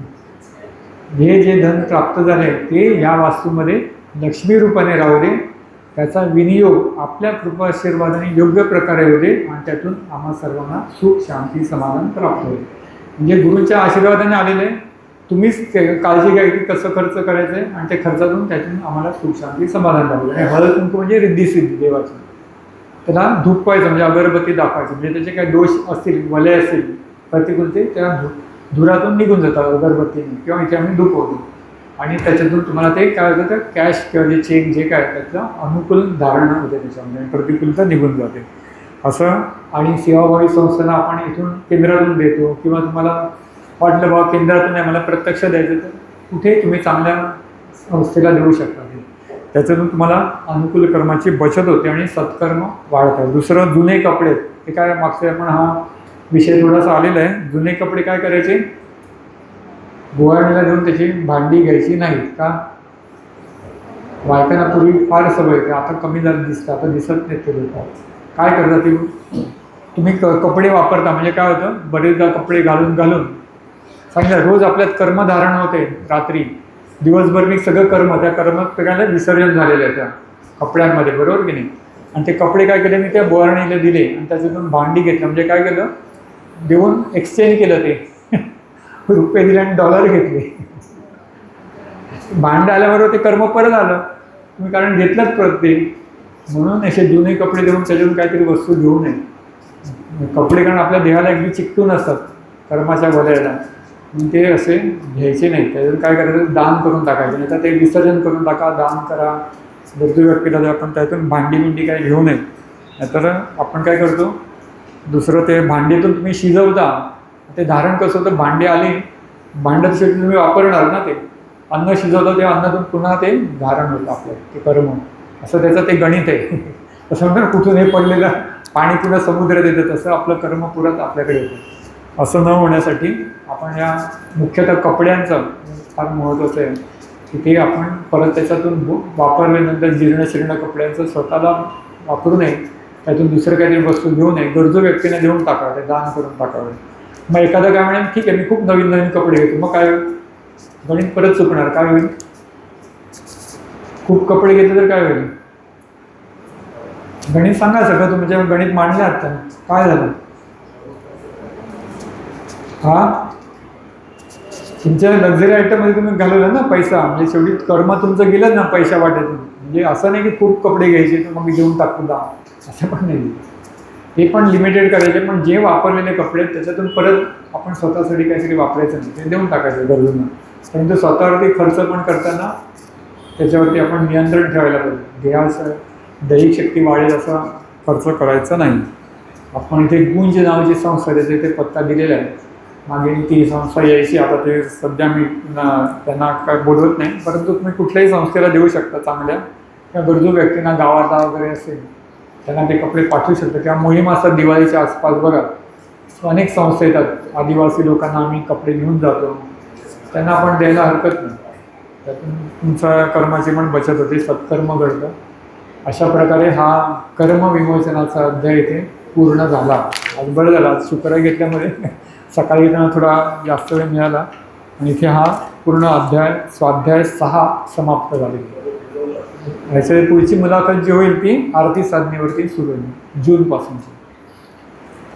सच्चिदानंद सद्गुरू साईनाथ महाराज की श्री गुरुदेव दत्त सदानंदाचार्य सच्चिदानंद सद्गुरू श्री पंत महाराज की श्री गुरुदेव दत्त श्री सद्गुरुनाथ महाराज की श्री गुरुदेव दत्त दादा परम समर्था दीनदयाळ प्रभु जगन्नाथ आलो शरण तुला हे तो